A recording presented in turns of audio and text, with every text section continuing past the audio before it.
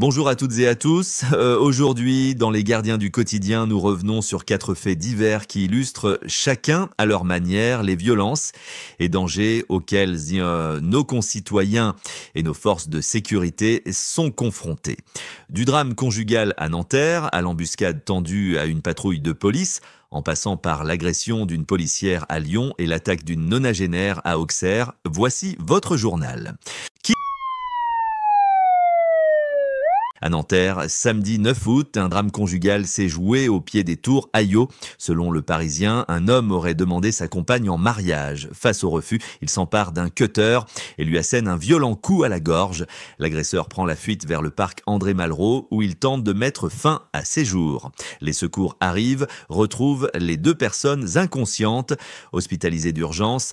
Leurs jours ne sont pas en danger. Le maire de Nanterre, Raphaël Adam, dénonce une tentative de féminicide et rappelle l'engagement de la commune dans la lutte contre les violences faites aux femmes, avec notamment l'ouverture de la Maison des femmes et l'installation symbolique d'un banc rouge. Lyon, vendredi matin, 7h. Une policière en civil se rend à son travail lorsqu'un individu l'aborde par derrière, lui agrippe les fesses et lui lance une phrase déplacée. Ce qu'il ignore, sa victime est policière. Réactive, elle alerte immédiatement ses collègues. L'homme est interpellé un quart d'heure plus tard. Il est archi connu au fichier des antécédents judiciaires. Cette affaire rappelle que les agressions sexistes et sexuelles n'épargnent personne, pas même celles et ceux qui nous protègent au quotidien. Dans le quartier de la Fouilleuse, une intervention policière se transforme en guet-apens. 15 individus attaquant une patrouille avec mortier et cocktail Molotov. Leur véhicule s'enlise et devient une cible.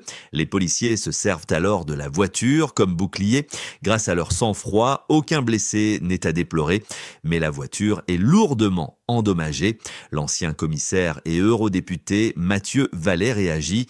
Il est grand temps de légiférer sur ces mortiers qui sont des armes dangereuses. Une enquête est en cours pour retrouver les auteurs. Auxerre, samedi après-midi, une femme de 90 ans rentre de ses courses. Elle découvre un homme assis dans sa voiture, en train de fouiller la boîte à gants.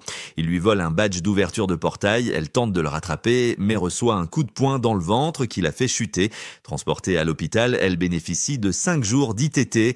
L'agresseur présumé, déjà très connu des services de police, est en garde à vue et doit être présenté à la justice. Qu'il vise des citoyens vulnérables ou les forces de sécurité, ces actes rappellent l'importance d'une vigilance constante et du soutien à celles et ceux qui assurent notre protection. C'était votre édition des Gardiens du quotidien. Merci de nous suivre et de partager ces informations. Prenez soin de vous et des autres. Merci à tous de nous avoir suivis. On se retrouve demain pour de nouvelles actualités. D'ici là, restez vigilants et surtout, n'hésitez pas à partager vos expériences ou vos conseils en commentaire. Votre témoignage peut aider d'autres personnes à éviter le pire. Abonnez-vous à la chaîne et rejoignez la communauté des Gardiens du quotidien pour ne rien manquer des prochaines alertes, faits divers et conseils de sécurité. Parce que prévenir, c'est déjà agir.